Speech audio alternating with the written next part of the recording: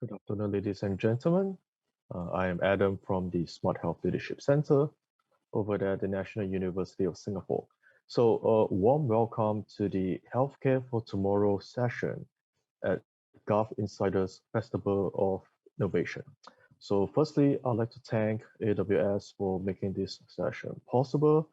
Secondly, I'd like to introduce our panelists for this session. We have with us today Professor Dean Ho, Head of the Department of Biomedical Engineering, also from the National University of Singapore. We also have Mr. Sutowo Wong, Director, Analytics and Information Management from the Ministry of Health, Singapore. We have Mr. Chevy Bay, Founder and CEO of BookDoc, Malaysia. And we also have Dr. Julian Shum, Healthcare Lead for Asia Pacific and Japan, Amazon Web Services.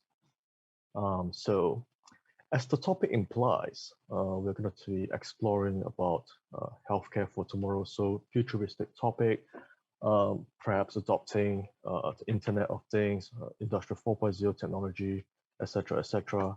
And as you would have guessed, this is a very big topic.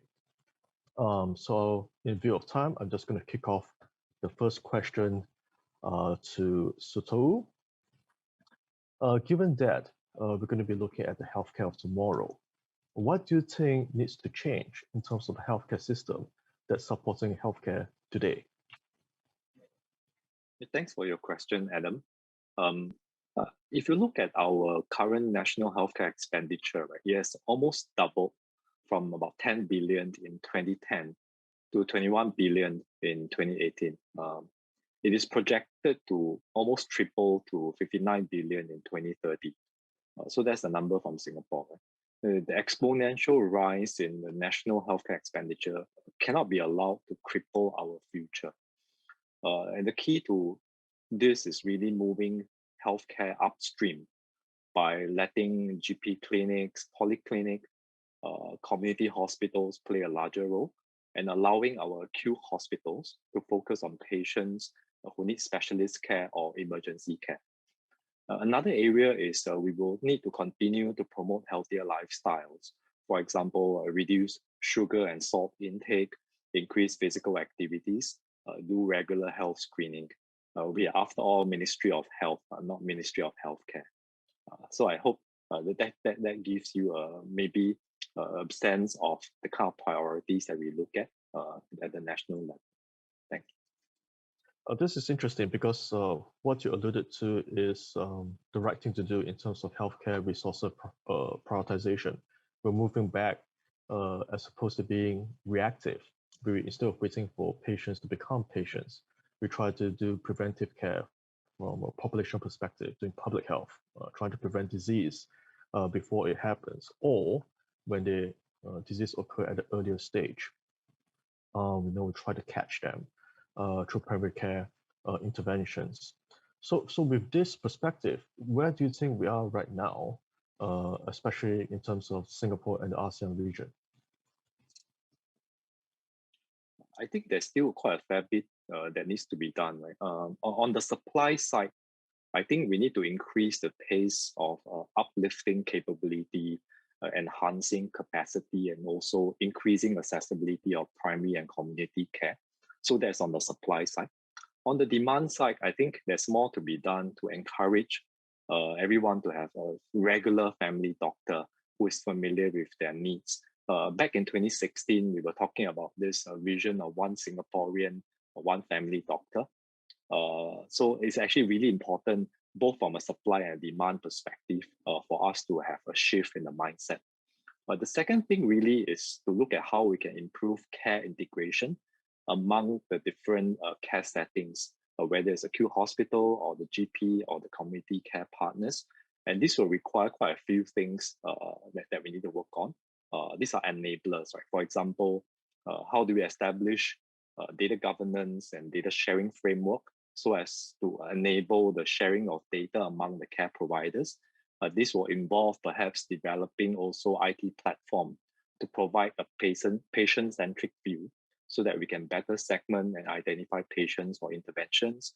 provide data for continual evaluation of various health initiatives. And these enablers are not just used for health or care delivery. They can also be used to nudge the population to adopt a healthier lifestyle. I thought we have had quite good foundation, but there's still more to be done. Thanks a lot for that, Sutowo. You've introduced a few interesting points, which I think we can try to explore a little bit more. So from terms of the supply and demand side, so as you rightfully identified, we have to make sure that not only are there an adequate supply of healthcare professionals to serve the population, but there's also these resources are made available to the population itself. So perhaps I can turn the question to Chevy, because you are providing a service that tries to address some of these issues, right? Yes. Yeah. Would you like to share more from your perspective, perhaps from also an ASEAN perspective, how the introduction of similar services by your company is helping to address supply and demand issues? I think the key part is a lot of them because of developing countries, in developed countries. So they do not take health as a main priority. Putting food on the table is the priority. So for them, you have issues on that. And because of that, also NCD is on the rise, the non-communicable disease. And like my country, for instance, Malaysia, they're quite above average income, but a lot of NCDs and a lot of top 10 deaths are due to NCDs as well because of health education, lack of awareness that when they realize it, it's too late already.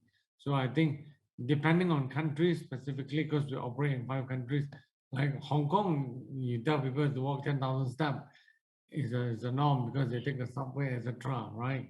You go to Malaysia, you got 2,500 steps, but because they like to drive the car as close and if they can park the car with them going into the lift, they will do so, right? Then, but you got other countries like Indonesia, Philippines, Vietnam, the healthcare system is still very backwards and the mindset, the mentality is still not there yet. Yes, I think that's interesting you mentioned that because these are systemic issues that it's existing in the system. It'll take some time to actually rectify it from the educational perspective, training of manpower, etc. Perhaps I can turn the question to Dean, because I understand that you provide not only education, but also innovative solutions from some of the other institutes that you head up to address specifically shortage of expertise by using technology. It's a great question. I think residing at this interface of technology development / ideation as well as education provides a unique opportunity to really understand how to properly bridge bringing this knowledge, providing it to the students, and then how do they eventually deploy, expand this technology into eventual adoption in the community.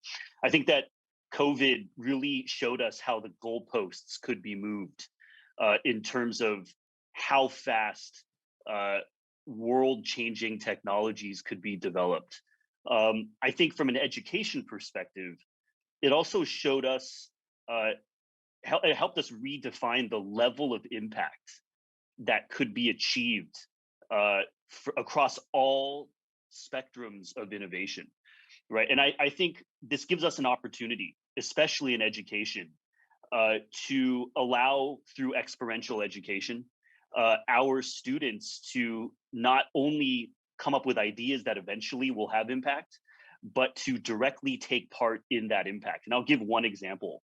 We had this amazing student who started with us during their final year project or FYP to look at analyzing transplant data and how to use AI to optimize transplant dosing. And you have this very same person now who is taking part in prospective trials, optimizing dosing in oncology patients, right? And it takes a team, right? It takes a team of bioengineers, it takes a team of clinicians. But I think what's really cool about this is we've expanded well beyond technology and clinical. We are working with healthcare economists, we are working with behavioral scientists, one of our very first hires into the Institute was from the insurance industry to help us outline very early on in the ideation process, how do we ensure that our technology has a chance not only to be validated in the clinic, but to be implemented, deployed, and eventually adopted. And to see the evolution of our students go from being trained as biomedical engineers to then graduating and then working on developing and implementing and validating tech with clinicians, to then watch them think even bigger about all the steps that are needed to advance this and scale this and make it economically sustainable, really provides this wonderful insight and perspective on certainly how accessibility within our ecosystem has helped us accelerate a lot of new tech to patients. But this accessibility also redefines how our future leaders are going to be educated in this space. And so I'm very optimistic. It's been a privilege being part of this ecosystem. A lot of exciting things happening. Yeah, I'm sure, and I'm eager actually to find out more. But before we wrap that, brought back to you, Dean, with regard to some of the stuff that we're working on, I'd like to actually address on a common point that's now been highlighted by Sutowo, Chevy, and Dean, is that, in order for all this stuff to happen, you have to have data. You have to have usable data. And before you get usable data, they must be acquired and somehow shared effectively across the spectrum. And perhaps I can direct this to Julian. Would you be able to share with us some of the initiatives that you have up at your side of the alley with regards to ability to share data? Yeah, Julian. Sure. Thanks for that question, Adam, and thanks to Dean, Sutowo, and Chevy for their points. I think what was interesting is prior to COVID impacting on both our region and obviously globally, a lot of the work that was being done was very siloed, addressing your point of data. So researchers were very protective of their information. Obviously, patient privacy and patient identifiable data had a lot of kind of governance around that. With kind of obviously COVID and emergency situation, the use of information and using that not only to do early identification, but also provide data dashboards to many of both our governments and healthcare providers as a means of seeing trends, looking at insight that then allows them to develop action, was the things that a lot of folks needed to do. In their traditional data silos, in their servers, it was very hard for them to abstract that in a way that was almost real time. What we've certainly seen in this region is, with countries literally going into lockdown, within a few hours, their websites were inundated with, concerned citizens trying to find information about what to do. Very quickly meant that those services became unavailable. The 404 internet, this site's not available. What we did find is customers that had very quickly pivoted to cloud, so scalable, extensible technology that allowed you to meet whatever the demands on your website were or your application, allowed them to get things up and running and meet the volumes that they were seeing. The extension of that information and people logging on and asking questions and doing the analytics actually allowed then governments and also startups in the region to start looking at that data and understanding what that data meant. Whether that was the accelerated use of telemedicine, examples such as Doctor Anywhere, Whitecoat, ManaDoctor in Singapore, HaloDoc in Indonesia, CoView in Australia, they all saw an exponential rise in the use of telemedicine, but also more importantly, the sorts of things that people were asking them for, which then allowed them to potentially share that information, kind of with the authorities. What we've also seen is, with certainly different regions who, as I mentioned before, had siloed data, very quickly leveraging on standards and tools and services that enable them to create virtual data lakes. So data that you could bring together without actually physically being in one place. The use of FHIR interoperability and HL7 tools to be able to make that data usable by different providers. The use of kind of sequencing sharing sites. The CORD-19 was a COVID-19 genome antigen information sharing site that researchers all around the world use. Very quickly meant that things that people were picking up in one region could be interpreted and analyzed by another region, which enabled them to share that information much more quickly in a much more real-time perspective. And we're seeing that actually that momentum and the collaboration and the ability to do real-time analysis actually accelerating, and folks are actually using what they're learning now to actually start planning for the future, both in non-communicable diseases, as Sheby's pointed out, but also, for the Delta variant, Lambda variant, and whatever else may be coming. So we're certainly seeing it, that digital transformation having established itself, and it's continuing, which is a great place to be. So you rightfully mentioned, Julian, that COVID has been a driver, if you will, a good one or a bad one, that accelerated the adoption of digital transformation in healthcare. And there were barriers that were previously existing, it still exists, but there were more incentives to overlook and do the right thing. So with that in mind, what are some of the healthcare trends that you see that's going to arise based on such a scenario?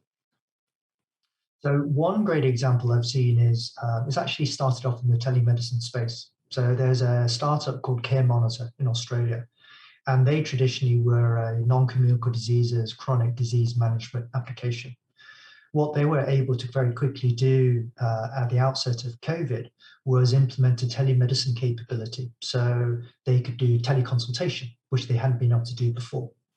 But their unique position was, instead of being used as a pure telemedicine provider, they then started being used by some of the kind of hospital services in Sydney. So COVID positive patients who weren't sick could actually be managed and quarantined at home. We're giving access to the app with remote monitoring tools, blood pressure, temperature sensor, pulse oximeters, and they're managed as a hospital patient in their own four walls. And if something changed in their vital signs, deterioration, the clinician could actually monitor that, do a teleconsultation, and then make a call whether that patient needed to be admitted. So what's great about that is, what would normally be maybe a primary care thing, then became an extension of an acute care, a hospital service. And where that's now gone for Care Monitor is actually, they're now starting to be integrated more into the acute setting as a means of helping plan for discharge programs after the patient has recovered, so that they can continue to be monitored at home. But they're using the same platform. So it's not building a new platform, it's not doing anything new, it's just an extension of what the clinicians are using them for. And that's certainly a story I'm seeing in Indonesia, in India, Malaysia, and Thailand. That's definitely a paradigm shift, because with all things being the same, it's just really the willingness to go ahead and do something that was previously not accepted due to self-imposed regulations, perspective, and what have you. Maybe I'll turn the question to Sutowo. What do you think? Will we be doing something in Singapore that's similar, or have we already done something like that in Singapore? Thanks for the question, Adam. We have actually done something similar in Singapore. A lot of the remote monitoring that Julian was talking about are things that we are already doing. For example, in our MOH Office for Healthcare Transformation, they have actually started some pilots in the primary care and mental health, where they are using AI-based personalized engagement and coaching solution using inputs, data inputs from telemonitoring devices. So they have done quite a fair bit of work in there. But I am actually quite excited also in the area of how AI and genomics can come in. I think quite a fair bit of the things that we do in our COVID response potentially can give us a glimpse into what we can actually work on more in the future. In COVID, for example, we have used some of the AI method, like for example, natural language processing, where we identify the spikes in acute respiratory infections at emergency department, at polyclinics, and the engine could actually automate the identification of these symptoms from clinical free text notes. Another area that we, additional data points that we used was on phylogenetics, which is a study on the genetic relatedness of the COVID-19 virus strains. Those were applied together with traditional epidemiological investigation.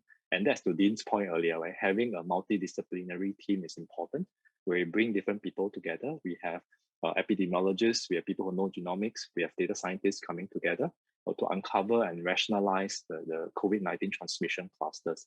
For example, in the case of Jurong Fishery Port cluster, one of the, actually it's the biggest cluster in Singapore thus far. The strains were actually quite similar to what was seen in imported cases from Indonesia. So I think a lot of this hold quite a fair bit of promise beyond COVID-19. I think there's a lot of work that we can do in those areas. For that thought, let me just quickly go to Chevy, and perhaps you can share with us some of your perspective from the other side of the pond, Malaysia and some of the other regions that you've been seeing. Yeah, what do you want to know about it? About Malaysia? Some of the trends with regards to using the latest tech. Yeah, so the acceptance rate is very low initially, right? Even though we're more educated, we got 4G, 5G, versus a lot of developing countries, they're only on 2G or 3G at most. But we see the pendulum shift in teleconsultation when they got sensitive topic like mental health and sexual health, then people use it for that reason only. But now because of COVID, people are all scared. So they, even a regular cough and cold, whatever, today, you see people using teleconsult. But back then, there wasn't any. And they say, you can walk down the street, you have a clinic, why you want to create inconvenience. Now they just do it through the phone. Yeah, that's a perfect point, actually. Yeah. So tapping on both what Sutowo and Trevor shared, I would like to direct the attention back to Dean, because I know you do a lot of innovative and cutting-edge stuff with the Research Institute, and you actually pilot this for actual clinical usage. Perhaps you'd like to share your perspective and some of the other works that have been working on? Yes, and so, a bulk of what we focus on at both institutes is clinical stage, right? And I think the very first areas we focused on was how to optimize dosing in oncology patients, because I think an area that we're exploring in terms of changing practice is typically oncology patients get high dose and fixed dose when they get treatment. And if they don't respond at high and fixed dose, it's noted that they probably can't respond to that medicine. But what we've seen multiple times is a patient will not respond to a treatment. We have a little bit of data that suggests that maybe lower dosing can work. And then we drop the dose of one of the drugs based off our data. And they flip from not responding to treatment to suddenly responding to treatment, right? And what that tells us is that, and by the way, over time, eventually we start modulating the dose all within safe limits, but to ensure that we continuously sustain optimization of how they're responding. And so beyond, our goal is not to get to low dose every cancer patient. That's not the goal. The goal is to find more responders. Because when someone doesn't respond to treatment, you move on to another line, and there could be a misperception that they don't respond to that therapy, when in fact they can. And not only can they respond long-term with a very high quality of life, right? And so, so that was kind of and that still is, and in fact, we're expanding these studies substantially. But since we're on the topic of COVID, I think using a very similar approach that we do for oncology, we quickly branched into areas that we don't know as well, which is in the infectious disease space. And I think one of the most rewarding parts of that was the very first study we looked at for harnessing AI to design combination therapies for infectious diseases. We brought in a team of global health security and surveillance experts.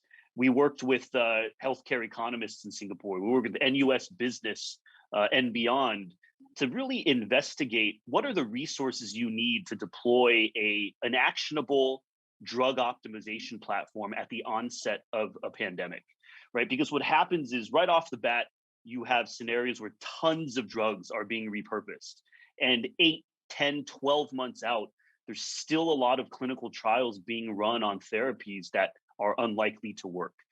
And so the platform we developed, known as Identify, it does not use pre-existing data to feed algorithms to make combo predictions. In fact, the data that we need doesn't exist, because from large pools of candidate therapies, there's no data on how drug 1 and drug 9 and how drug 11 interact at a specific dose. And so we need to prospectively run these experiments on live virus. The next question we often get is, oh, but that's in vitro. How do you translate in vitro to human? One thing to note is that this is not a dose response approach, right? Because a lot of times, actually most times, dose response studies on cells don't translate to human at all. And that's what has led to a lot of issues with therapies that are perceived to be good for COVID when they're not.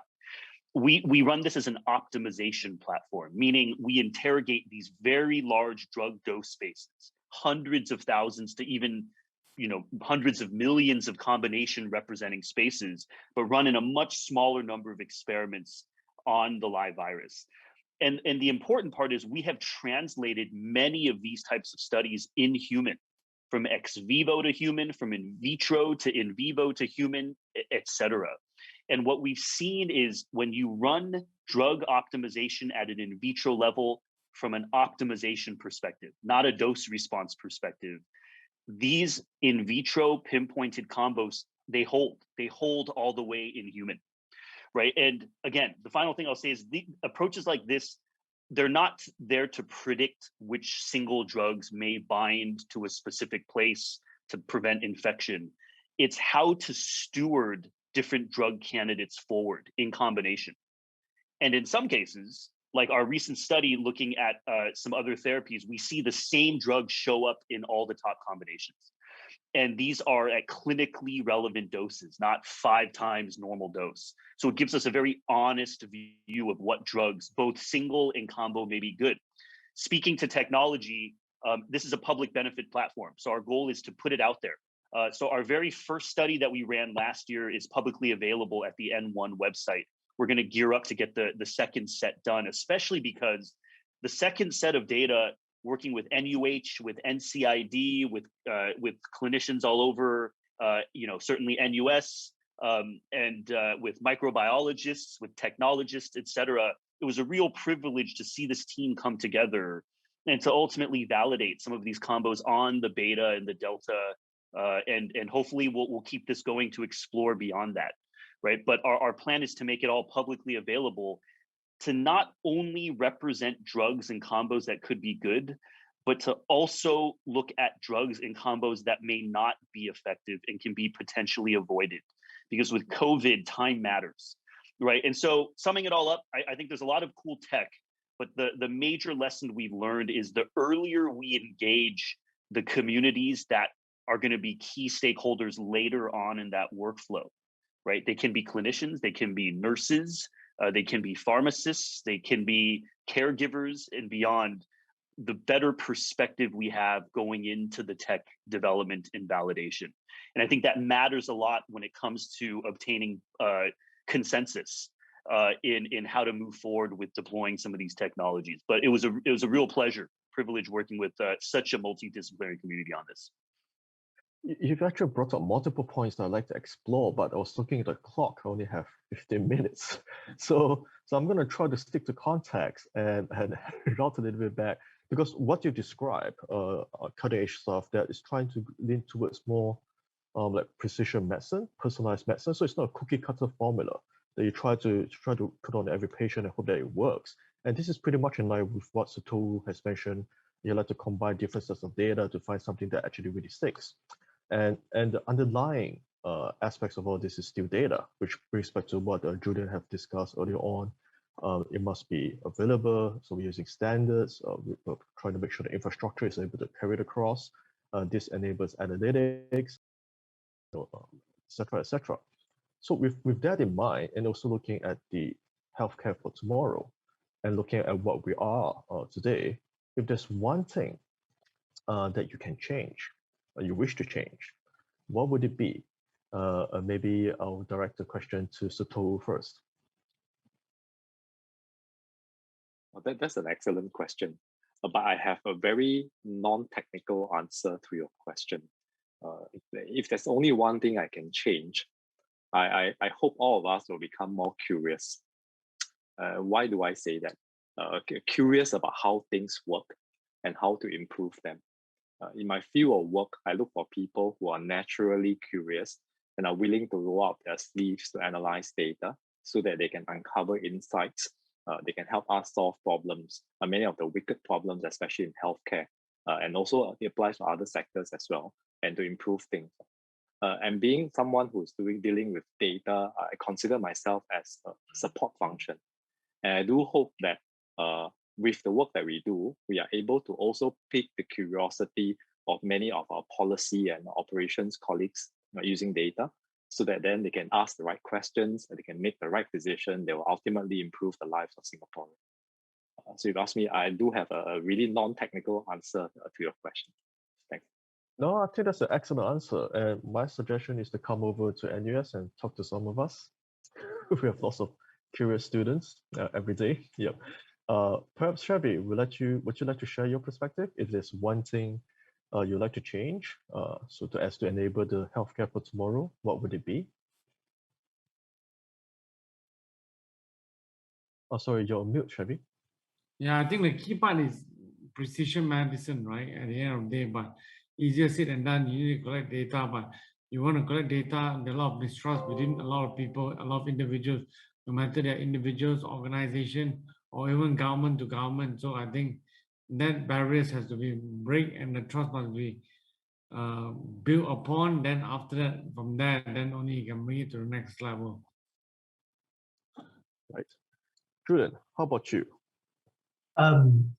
I think it's not so much change one thing, Adam, it's to maintain one thing, and that's collaboration.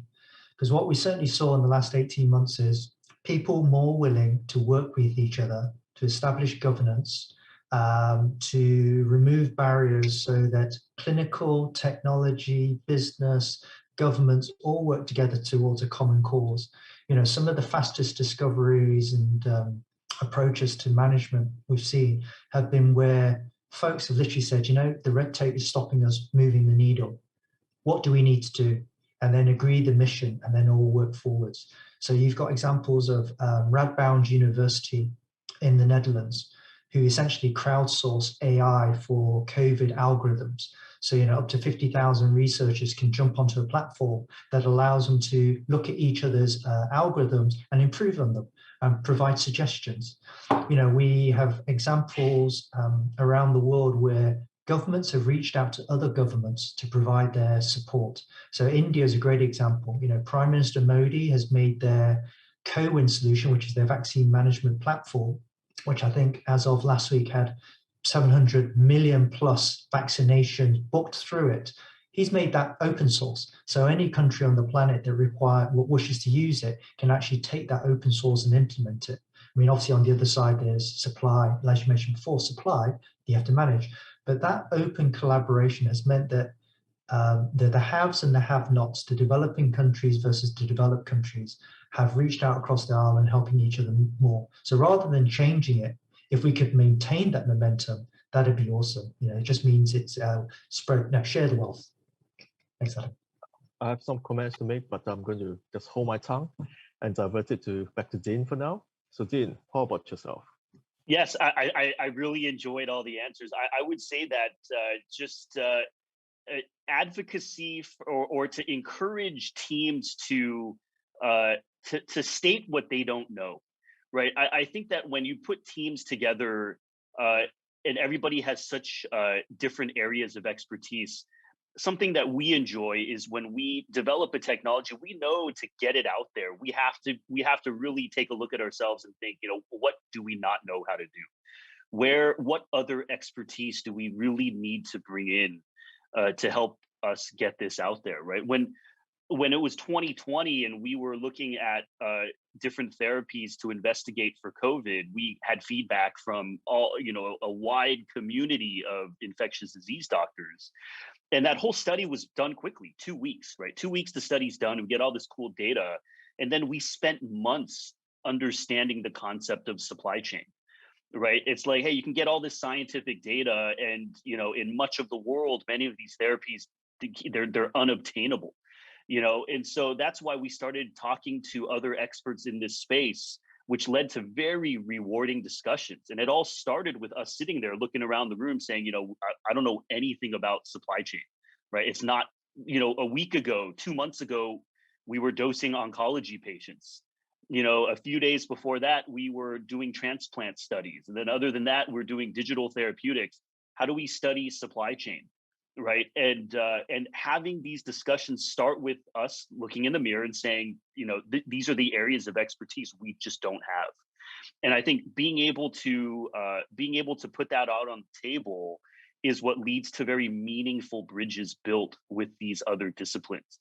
And some of the really rewarding discussions can happen in the gym. They can happen while bumping into colleagues, you know, walking around where we are, and it allows us this portal into these really exciting other discussions that have veered into personalized pricing, right? So pricing in healthcare, another area that most of us are not trained in, but I'm very happy that our researchers are thinking about these questions, because I think they're critical to allow ideation to become something that's deployable in the community, into healthcare workflows and healthcare systems. So, you know, starting things off with really understanding what we don't know so we can reach out to those who do know and to build these meaningful collaborations.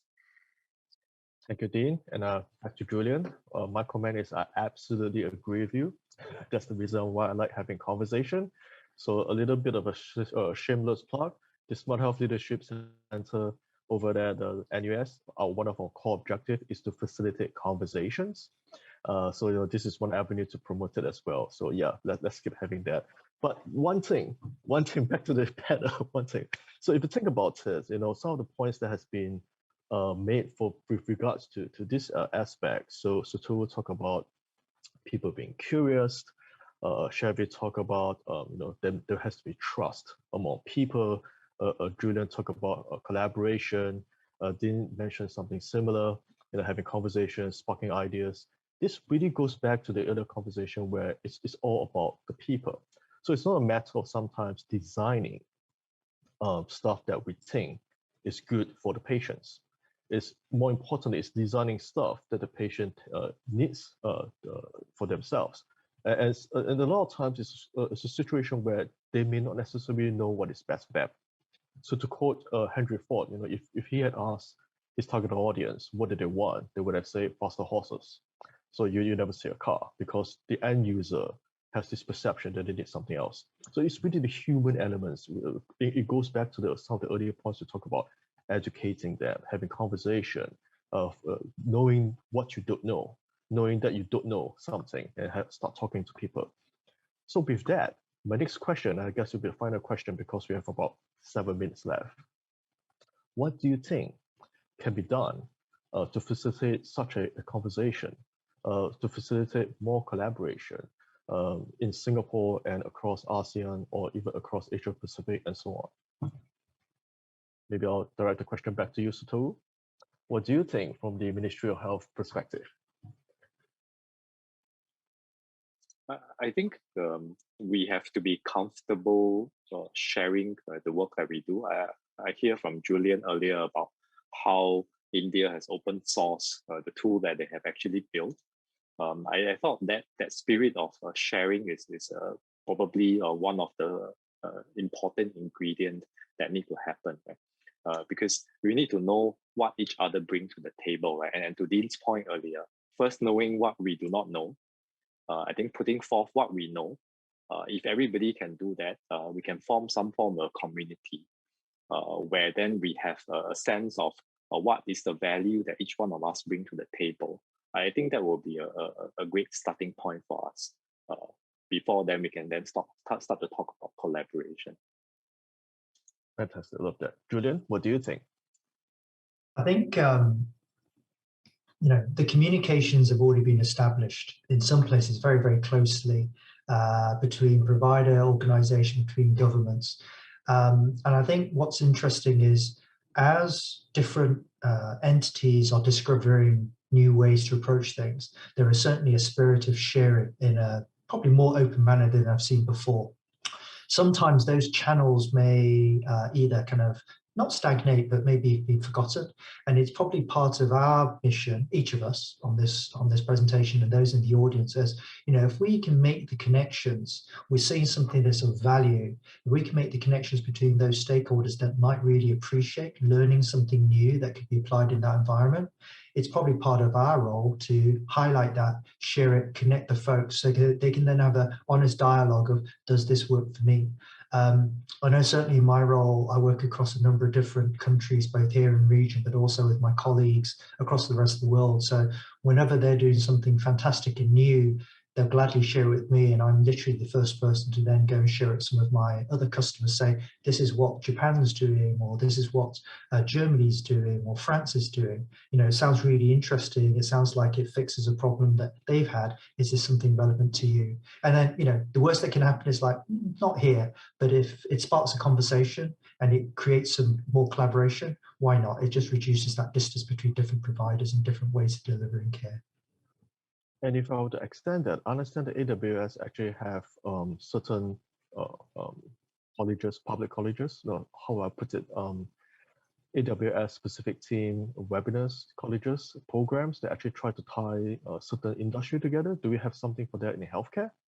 So here we have something called AWS Institute, which is kind of a research-based environment where we do a lot of thought leadership in things like smart nation, smart cities, healthcare. So certainly through those routes is what we're trying to do is, you know, generate thinking, collaboration, and sharing. But even outside of those particular routes, you know, when we are working with customers of ours, so a great example is the University of British Columbia. You know, when they were trying to build an AI algorithm for COVID detection on CTs and X-rays, they actually worked with us, and we linked them up with our customers in China, in Australia, in Italy, in South Korea, where they had a lot more scans. And between them, then they were able to kind of share their clinical thinking and also share, where appropriate, data so that algorithms could be built, which UBC, University of British Columbia, again, made open source. So anybody that wanted to leverage that algorithm could take it and use it at free will. So I think it's just around those two different levels. Share where you can and make the connections where you can. Yeah, fantastic, fantastic. Let me route it to Chevy. What do you think? What can be done to promote more interaction? I think it's to build ecosystem that, again, you bring in all the relevant stakeholders, whether they're academicians, whether they're entrepreneurs, whether they're technocrats together. Then I think when all of them come together, they'll give better ideas and solutions than looking at things like silos. And everyone has their own thing to fix, but they don't look at the totality of the whole picture. System level approach. I like that. Thanks a lot. Dean, you're up next. Yes, I think I'll talk about this from an education perspective. I think we're at an exciting time right now with opportunities to introduce students to other disciplines very early on in their innovation career. And I think that excites me a lot. And just to cite one quick example, we had another student and then who became a recent graduate who worked with a team of engineers as well as clinicians to develop a COVID solution in the diagnostic space. And I think one of the most rewarding parts of that whole process was watching the team interact with a design firm, right? Because to take a prototype or actually to take an idea from PowerPoint, then into a homemade prototype, then into a design firm developed prototype, all the way to instruction manualing, user interface, user experience optimization. The earlier on we can introduce the students to just the level of impact, as I mentioned very on in the beginning, just the level of impact that they can make, not later, but now, even as students, by simply bridging them with other disciplines that they normally wouldn't interact with earlier on in their educational career. It certainly breeds tech ideation. It breeds a better pathway to deployment. But one thing I will mention is that it breeds interdisciplinary empathy, right? When we think about healthcare and tech, I think by and large, we largely think about doctor to patient empathy. But I think a lot of the best collaborations are built when there's empathy between the disciplines involved, so that it doesn't become a, hey, here's my idea, you go make it. Or here's my idea, you go validate it. But it's to really understand how each respective stakeholder's day-to-day goes. And the better we can understand that, the more exciting things we'll realize as a community. And I think building that mindset early on in education will yield great things. And we're in the right place to do it. In Singapore right now, because of the accessibility that I spoke about, right? I think our students have a chance to, again, make that impact today, not just tomorrow. Fantastic. As the saying goes, it takes a village.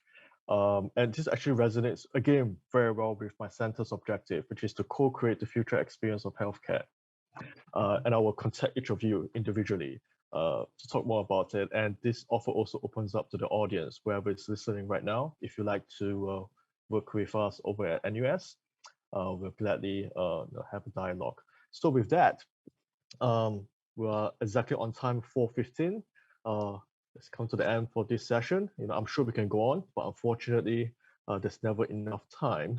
So with that, thank you very much to our panelists and audience for joining us today.